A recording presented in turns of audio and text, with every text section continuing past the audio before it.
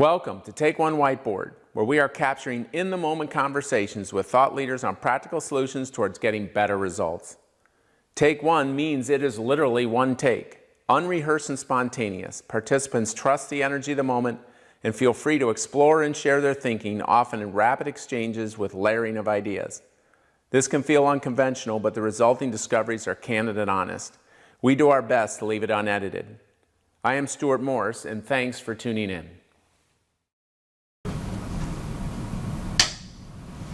So this is Bill Lay that we're having here with us today to talk a little bit about strategy and what he's seen today. Bill. Thanks. So tell us who Bill Lay is. I'm a partner at a consulting firm. All right, very good. Strategy and have been involved in innovation and technology for probably 30 years. Electrical engineer, computer engineer by training. So Bill's being very modest. I've worked with Bill. He's done some great work, a lot of fun to work with. And he's starting to, in the last few years, starting to see something that's interesting and intriguing. And so what is that? All right, let me tell you about it. Are you going to Yep, step off? No, go. I'm right here. Right, good. Oh, you're going to be right with me? Yeah, I'm right with you the whole time because I'm your friend, remember? So let's talk about something we've been working on for the last 3 years, which I would ask you, if you're a senior person who runs a company, if you're on the board, if you're the CEO, what's the most important thing you should be worrying about right now? What's the number one priority? And I'll tell you, in our heads, it's disruption. That's the number one thing that's happening. Markets are no longer something that actually create barriers to entry. There's non-traditional competition now. And so every company we talk to is saying, you know, who are the non-traditional competitors and how do I think about those and what should I be worried about?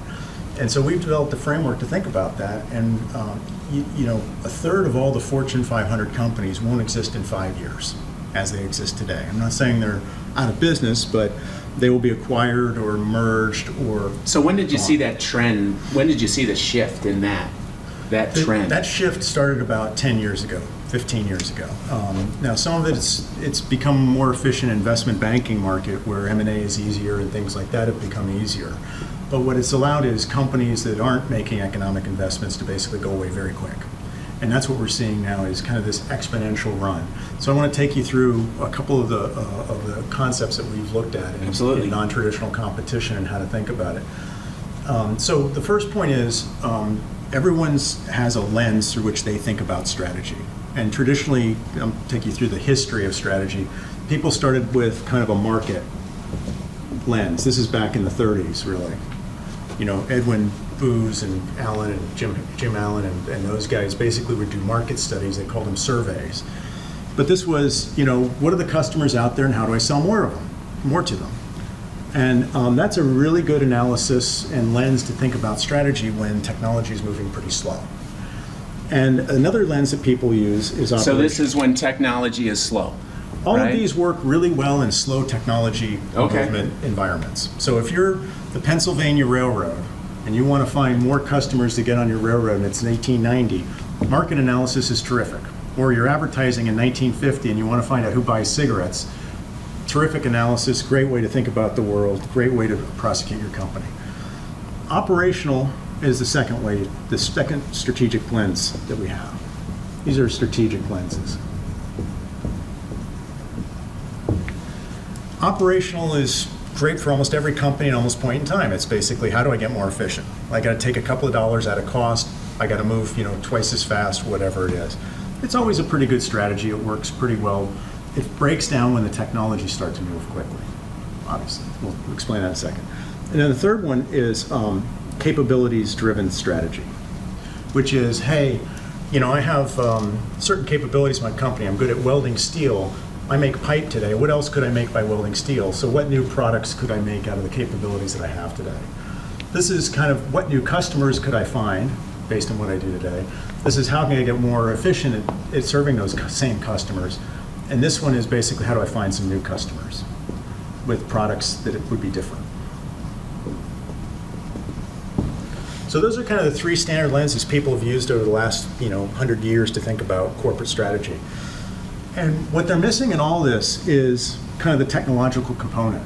If you ask any of these people, how does technology fit into this, they don't have an answer. Well, they always used it as kind of, oh, I'm going to go do this. Now what kind of technology do I have to actually do it? Right. So technology was a tactical move on how to move forward. When you think about physics, we're now involved in the physics of companies, right? Which is the technology, we call this sometimes the economic physics, which is the base of almost every company is a technology.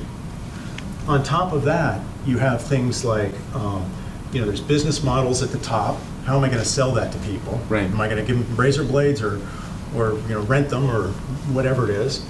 There's products, right? And then there's markets. You get this hierarchy of things that basically are very good at explaining slow-moving technological time. So if you're the Pennsylvania Railroad and it's 1900, you really don't have to worry much about this technology component, right? You understand that your core technology is driving a steam train on two pieces of metal, right?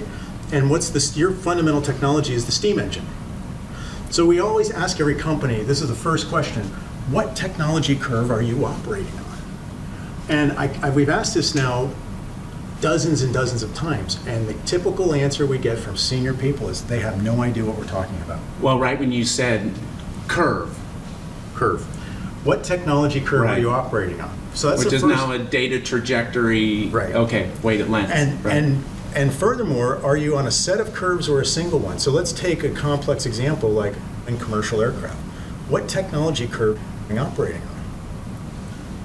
They're operating on a jet engine technology. They're operating on customer interface technologies. They're operating on above the wing and below the wing maintenance technologies. So did these even have a curve? Markets, or did these just are flat? I mean, these are flat. What we say is markets were a great way to think about competitive strategy when technology didn't move very fast, but they no longer exist. So if you're in the food service business, you're not competing with another food service company. You're competing with Amazon. You're competing with all sorts of people out there who you never even thought about before. When you did your traditional market analysis, and by the way, we just saw one of these on the satellite market, right? So the satellite market, the Earth observation market, we just saw one of these studies from one of our compatriots. It's a $3 billion market, and it's growing at 8% a year. So what? What if I told you it was $5 billion growing at 10% or 4%? That has nothing to do with what's happening now in the satellite Earth observation market. That's all driven down here. it's what's driving it. What's the fundamental technology curve underneath the Earth observation market? What is that doing compared to other things? So let me give you an example. So we actually think the first kind of fundamental rule that people have to believe to start to get into this is technology is actually predictable. When you talk to people and you say, what technology curve are you on? First of all, they don't know. Then second, you say, we think you can predict one. And they go, well, wait a second, you can't predict technology. Versus I'll just go out and get what I need, versus you get ahead of it. It's discovery. This is unpredictable. When it appears, and I'll use it. Right. I had this discussion with a semiconductor guy, and I said, actually, we think in the 5 to 10 year period, you can predict technology pretty well. And in fact, we can go back. I'll give you some examples. So people are surprised to learn about Cooper's Law, which is every 3 years, the amount of data you can transmit wirelessly through the air has doubled since Marconi invented the radio. So what kind of curve is that? So you see this curve. This is the amount of data you can transmit. So in the 1930s, the Federal Communications Commission was worried that we were running out of bandwidth in air. We weren't. We've been doubling the bandwidth that we can transmit every 3 years. People are familiar with the Morse law equivalent. Moore actually wasn't the one who came up with that. Moore's law is held since before semiconductors. It's held since before vacuum tubes. We've been doubling the amount of switches you can put in a space since we had vacuum tubes. But something's different now. Now the fundamental technology, physics may change a little bit, but some of these laws are pretty equivalent. And all we're advocating is 5 to 10 year periods, which is the business timeline. Right. For strategy. Right. You don't want to get out 30 years. Right. But in the 5 to 10 year period, this is a relevant range. Okay. And we like to say, why don't you choose the advantaged curves? Why choose a disadvantaged one? I'll give you an example. If Thomas Edison studied hydraulics, would we know who he is? Probably not. He decided to study electricity at a time when electricity was on a technology curve that was like this. Hydraulics was like this, right? So now what we've seen is when we start to plot what curve are you on, and we ask people who run large enterprises that are $50, $100 billion enterprises, what technology curve do you exist on? Most of them don't know. So it's a new lens. So let's ask the guy who makes a jet engine for a jet aircraft, what technology curve are you on? Well, it turns out the combustion temperatures of jet aircraft have increased by 1% a year over the last 50 years. You can increase the fuel economy of a jet engine 1% a year over the last 50 years, right? It's pretty clockwork. There was one scientific advance in the 80s on that. It was kind of a discontinuity in the curve. But basically you have these curves, and they're fairly predictable. And you ask yourself, if I'm on this curve, what other curves exist that might be substitutes? So the first question is, what curve are you on? What's that curve doing? And what are the pair substitutes that might take its place for customers? And substitutes, right? We'll give you, yeah. So let's take a simple example. If you're on the driver car, if you're in the taxi business, you're on the manned car curve. And let's say the cost, let's say if we just use the scale, the cost of cars is going up like this, being driven by humans. And then we look at what does it cost if you had a car that was driven by a machine? And you say, okay, it would look like that. This starts to form what we call the jaws. We see divergence. Famous jaws chart. The famous jaws. If you think about which is what okay, let me just pause you for a second. Why is and I'm jumping in here because there's something about a jaws chart. What does a jaws chart show you from other charts? Well, there's only two options. When you put up pair sets of technologies and you start to look at their progression against each other, let's say you're at this point in time, there's only two options, right? One is either they're parallel, right, or they diverge. And where you get really interesting exponential effects is when they start to diverge. So let's take aircraft carriers and hypersonic missiles. An aircraft carrier, the cost of an aircraft carrier, the fundamental technology it's built on is nuclear propulsion and fighter jet aircraft, okay? And when you look at those, they're going up about 10% a year in cost, those technologies. When you look at a hypersonic missile, which is essentially computerized and high speed, going 5 times the speed of sound, it's going down in cost. And the difference in this is one is $12 billion and the other is $10 million. It's a big difference. It's a big difference. Both can actually achieve the same metric, which is the next key question, the customer metric, which is targets held at risk. Why do you have a carrier? You want a forward place power projection to take a target and hold it at risk. I can take a country in East Asia and hold it at risk with an aircraft carrier battle group. I can also take 20 hypersonic missiles in Hawaii and hold that same whole country at risk for 1/100th the cost, and it's getting cheaper relative to this one. So the first effect you see are these jaws, and the second question we ask is what metric? So what technology curve are you on, and then what metric are you achieving for your customers? And if you were to ask, let's say, a jet transport company, what metric are you focused on? The answer is we're trying to get the cost per seat mile as low as possible, right? We want the cheapest seat mile, fuel efficiency. Dollars per seat mile, let's say. Great metric. But then you ask, how are you getting that metric? What's that technology curve doing for that metric? Right. Are there different metrics? Do your competitors have different technology curves? Different metrics. Give you an example. Airbus's metric wasn't dollars per seat mile. They built the world's biggest airplane because it was volume. They wanted to have the most volume per airplane to be able to take off in constrained airports. So if you had Dubai or you have Tokyo, 20 airplanes takes 20,000 people off. Boeing said we want dollars per seat So mile. is there a shift in the thinking that you are finding? Meaning if you're asking this and they're saying, I'm not sure. I mean, we haven't looked at it. What is their way that they're looking at it now? They're not. Well, first of all, no one can answer what fundamental technology. If you went into any Fortune 500 company, or you went to anyone and you said, "What's your technology curve that you're based on?" We have a feeling that there would be a couple of the entrepreneurial types.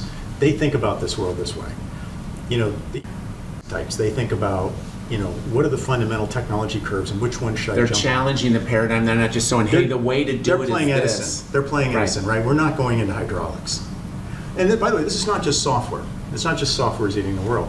This is in all sorts of physical phenomena, whether it's jet Oh, yeah. engines or lighting. It's the mechanics of how or everything transmitting behaves. data. Right. It's all sorts of physics. And very few people can answer that. And then if you ask them, what metric are you operating on? What metric are you optimizing in this company for your customers? Is it dollars per seat mile? They can't answer that either. So what are you bringing to help them answer that? So what we're doing is we start to look at a company's, we call it the technology chain. Just like Porter came up with the value chain, and Keith Oliver, who I used to work with, came up with the term supply chain, actually. Right? We've come up with the technology chain. If you break a company into its component pieces and start to say, what are the technologies underneath each of these? Whether it's an airline, let's say, where you say, okay, there's a jet engine, there's an airframe, there's above the wing, which is passenger operations. Right. There's below the wing, which is maintenance. There's customer interface. There's block time, which is the utilization of the aircraft. And there's loading, let's say, of the seats. What percent do you get loaded? Well, we know like block time hasn't changed in 20 years. Airplanes are still used 12 hours a day in the United States, no matter what, 10, 12, 14 hours a day. It's actually tracked. The load factors have gone up slightly, but aren't changing much either. So you're looking for the curves in each one of these? What technology is underneath the loading? Well, that's Okay. a software technology. It's about marketing. We can look at what the technology rate is on that, but I can tell you what the answer is. It's not changing much. The jet engine, let's say it's going 1% a year. The airframe's going 0.25% a year. Above the wing is increasing 2% a year. Below the wing is, actually, we've looked at aircraft maintenance, and it's actually going up about 1% a year. In the customer interface, you could just say, I don't know the answer, but you could put, let's say, 1 or 2%. It turns out, guess what? This is real data. Airline costs are going up about 2% a year in total, and we decompose it to its technology chain. And we ask, what parts of those can you change? Where is that going to take you in the future, in the next 5 to 10 years? But then better yet, what other chains are you competing with? And all this leverage back To what metrics? to what metric that links to the Right. strategy? Right. So if you look at the airline technology chain, you say, what other technology chains is it in competition with? Because that's our fundamental thought now is, you're not in competition in markets with companies, you're in competition with technologies. It's more about choosing the right wave than learning to surf well. So this is a real data discovery Absolutely. piece to where you're really, and that's Let me just where finish. So one of Right, the go chains that's ahead. in competition with? The autonomous car. No one in the airline business market ever thought they were in competition with the autonomous car, right? But if you think about, which is in the Northeast, autonomous cars, right? You get in the car, drives itself for 2 hours from New York to Boston. It's a seat. 3 hours, it's a seat. You can read the newspaper. What are the costs? By the way, it pulls up at your curb versus pulls- I have to go to the terminal. Right, get patted down. And what do the curves look like on that? I can tell you what, they look just like that. There's a Jaws effect. So this is the fundamental starting point of a technology-driven strategy, which is what we're talking about. And then there's some sidelines here, which is, okay, when do you find disruption? We think true disruption, Jaws is one element. There's basically 3 rules of disruption.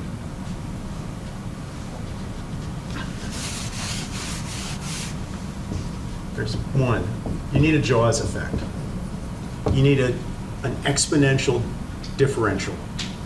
And what's interesting is you get that very often, more often than you might think, because having something that's going down by 2 or 3% and having something that's going up by 8 or 10%, guess what? Every 7 years, those differences are doubling. Right? So you get these doubling exponential, and you project out 10 or 15 years, and pretty soon you realize, carriers are going to be, $23 billion entities, and hypersonic missiles are going to be 5. And, suddenly you get 100 to 1. I'll give you a satellite example. If you look at the cost of satellite communications, right, it's actually going down by, I think, 2-3% a year for Milsat and 6 or 8 for commercial. let's say it's 6 or 8% decline. But if you look at land, terrestrial communication costs, essentially they will cost 0 in 4 years on the curve they're on. So while it cost 300 times as much to send something by satellite 10 years ago, it's actually going to cost 3 million times more in 5 or 10 years to send it by satellite. So now we're launching all these satellites for communication purposes. It's now 3 million times more expensive than just sending it through a cable. By the way, the undersea cable was laid in 1860. This has been declining for a very long time, and now you get this Jaws effect. So that's the first rule in disruption: is you have a Jaws. The second rule is we call it bulk breaking, which is how do you break down your offering so that more people can buy it? And I like the aircraft carrier because people get it. It's the bulkiest thing in the world. It's so bulky, only one country can afford it now, right? It's going to take the universe to afford one of these carrier battle groups soon. Not that people don't build carriers that are kind of smaller, but when you think about bulk, buying a car is a bulky experience, right? Right. You go down and buy a $40,000 car that's going to last you 5 years, and you consume it 1%, 1/10 of 1% per day, right? That's a bulky experience. Why would you have that? I mean, nobody wants to buy stuff like that. I mean, it's back to the, nobody buys drills because they want holes, right? But they're having to buy drills. This agile versus. It's agile, and think about all the customers that you can address. So when you go to an autonomous car, and we use the autonomous car is a great example of our 3 rules. I'll give you, and the third one is basically, know everything that's important. Today you can actually know everything. You have to figure out what's important, but the technology exists for you to know absolutely anything about anything. And I would say that know everything is a continuum. It's not, hey, we now know everything. Well, now, once you think it's infinite. You can know everything, but let me give you that moment. Let me give you the autonomous. It's got the Jaws against a driver car. Bulk breaking. You're not selling cars anymore. You're selling rides. Back to our metric. What metric are you on? The traditional car companies were still selling cars until this year. Now they're realizing it's not about selling cars, it's about selling rides. We're running the wrong game. We're playing the wrong game here. We're on the wrong wave. So they're breaking the bulk down to you can actually buy a seat for a mile instead of a $43,000 car that you might use once a week. And then know everything that's important. What's important about knowing everything? When you think about it actually can know everything, but it only knows a really small thing, which is where's everyone who needs a ride? Where's everyone who has a ride? Which you could actually run on a spreadsheet in a PC for the country. It's not big data. That's a big. When you can know everything, what are those things? I won't get into it today, but we've got a set of classifications about how you think about knowing everything so that it actually gives you that disruption, whether it's operational improvement or breaking down supply and demand. But essentially, these 3 laws, the Jaws effect, bulk breaking, and know everything. So how long have you been in finding this mode of thinking? This has been about 3 to 4 years. 3 to 4 years. 30 years. 30 years to finally be able to get the mindset We've to go gone now. from everywhere from Clay Christensen's disruptive, innovator's dilemma story, all the way back to classic, engineering efficiency, to market studies. And by the way, when we put down these different lenses for strategy, we've done all these. We've done all these. That's the only way you would know. I never did it. Right. I've done 100 market studies, and I've done 100 operational studies, and I've done a few of the CDS studies. And CDS is really hard to make work. But these are so in these irrelevant. you're going. Over these years you've been going. There's something else. There's something else. These are not sufficient in a world where this is happening. Right. These don't work anymore. They break down. This is like relativity versus Newtonian. This worked in billiard balls. This doesn't work when you're operating at the speed of light. So I want to ask you now a question. If you've got this, and this is based on our model, which you're familiar with, this dance between strategy and culture. You have this strategy. A leader says, I get it. Yeah. How's this the mindset? By the way, people asked us, who shouldn't you go talk to about this? And our answer is, they say, is there certain industries where this doesn't work? No, it's not industries. Don't walk into a company that's convinced one of these lenses is the right one. We are going to expand what we do in Europe. listen, I sell used cars in the US, and I'm going Right. to sell used cars in Europe, and I have a market strategy. And if you come in and tell me there won't be any more used cars because we have autonomous, get out of here. I can't take that anymore. So the lens is, the disconnect in this line is when you are full in betting down on one of these things is your lens for strategy, and we come in and talk about this, you throw us out of the room. When you're in there, hey, we're just going to have to get profitable. We haven't got time for this other stuff. You know, our conversation's over, right? And I can also predict you're one of the third that are going to be out of here in 5 years. So we talk about this zone of proximal development. This idea that people have a level of comfort around, this is their comfort zone. Yeah. And you learn and adapt within a certain orbit of that. Right. And if you're coming in here, this isn't the group that is able to do it. You need someone who has a comfort level. Yeah. Well, when you think about new leadership teams, when a new leadership team comes into a large company, what do they typically do? Well, it's like they typically take an operational strategy and make it a market, or vice versa, or a capability one. So I'll give you an example. Hey, we're going to sell to flywheel customers. That's our strategy. We're going to find big customers. We're going to sell to them. Market strategy. That doesn't work. New management team comes in. Hey, we just have to get profitable. We just have to get profitable. So they move to here. So the key thing is to get pendulums swinging back and forth. Right. So you have these lenses in here that stop the strategy and the culture. So if you can find the person at the senior levels, and it's the board or the CEO who says, hey, we go back to the beginning of this webcast here, podcast, what's the number one thing I should be worried about? You know, my guys have got the market pretty well, right? What curve, what technology What curve are you on, and how does it? Because this thing's real. It always has been real. It has been real, and it's going on. It's just moved in a slower motion, right?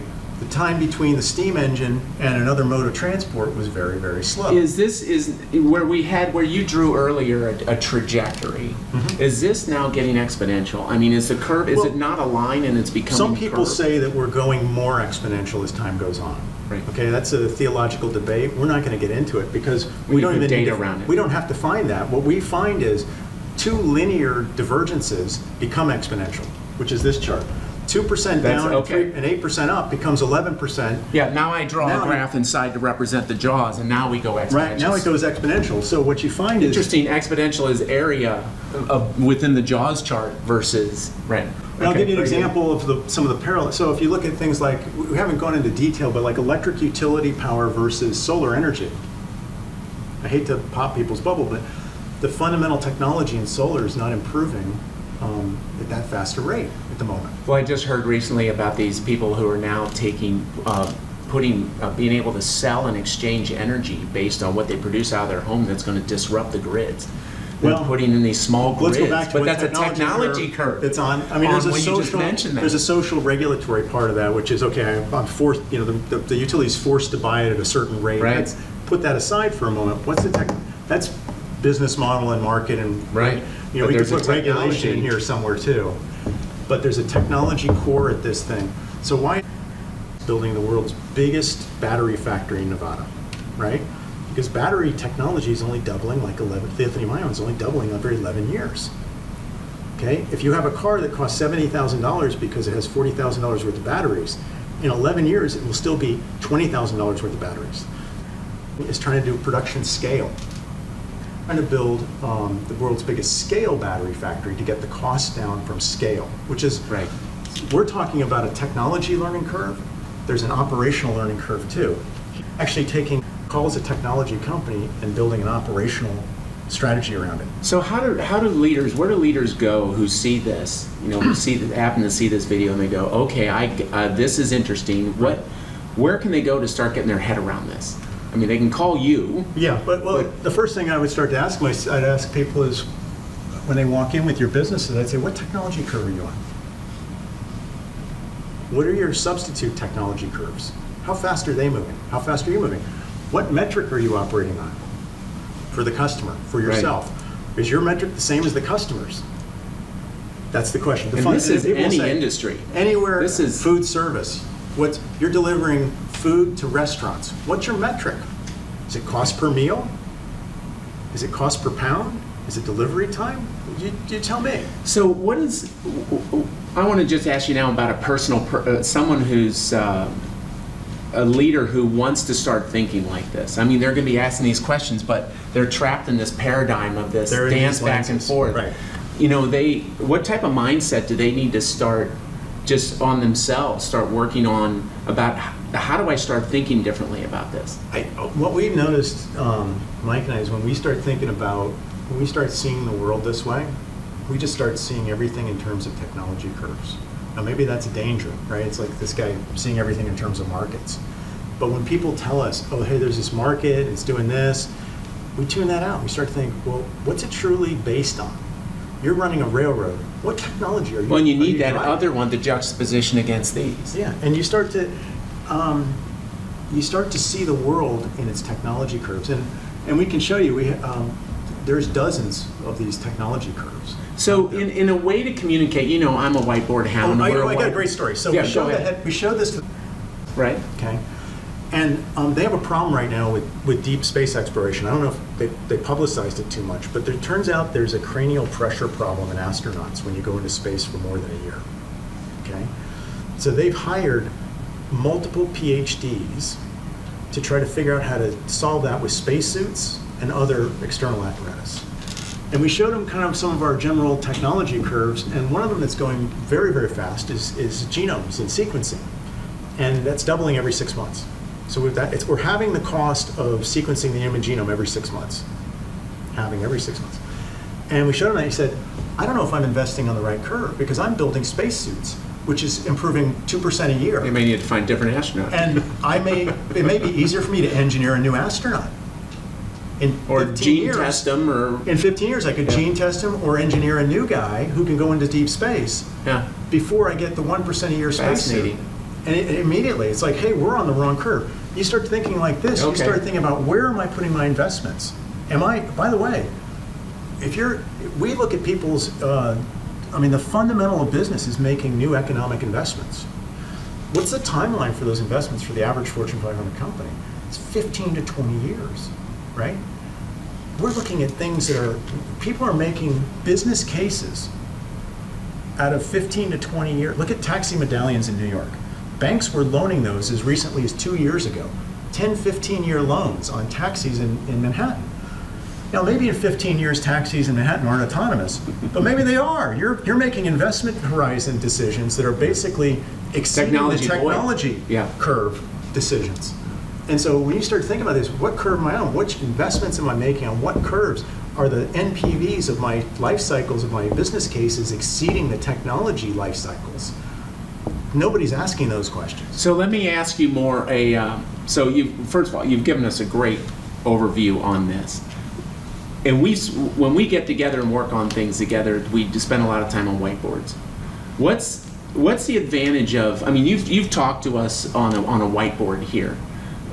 Any advice you would give to leaders or people who are trying to explore things like this on what mechanism is to do that? I mean, what's the advantage of a whiteboard? Well, I mean, you just saw it, right? It's instant feedback, instant give and take. Building as you go. Build as you go.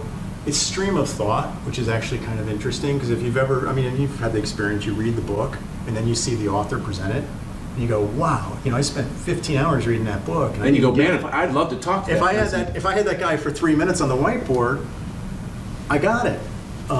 He gives you the 10 things. It's just like a professor lecturing versus reading the book by the professor. We just had this Joel Stern an economic value discussion where he gave us the course, and I read his book, and then I took forever to get through the book and try to figure out what he's talking about. And he gets up on the board, and in 3 minutes he chalks the 10 things, and you get it. That's what the advantage is. It's fast. It's extemporaneous. So, any last parting thoughts? No. It's an Sounds great. Interesting experiment. And, thank you everybody for tuning in. I hope you found this value. Bill Lay. Thank you, Bill. Thanks, man. All right. We hope you found value in what we have captured, and we look forward to seeing where you will take the conversation.